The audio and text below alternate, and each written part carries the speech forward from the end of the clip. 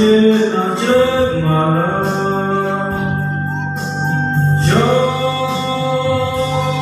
non của ya home cùng cả đồ vơi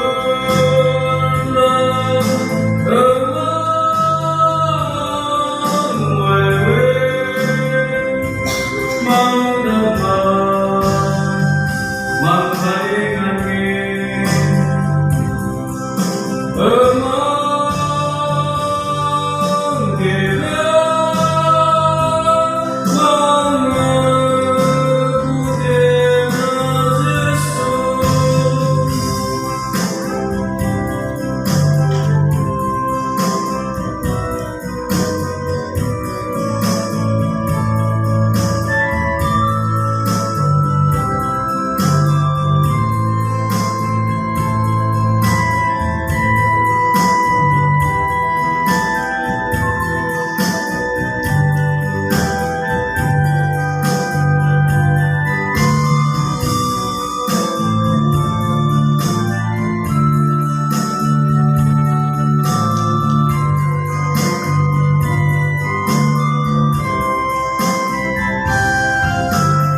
Đời hè đã vắng, hè đông tâm rộng nao áng, bao đâu chỉ giờ kịp bước đón ngàn thu.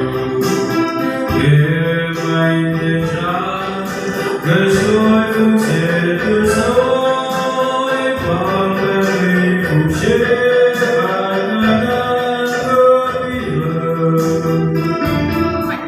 Con sẽ ở biển vui là nước một trăm đường bằng là xin ta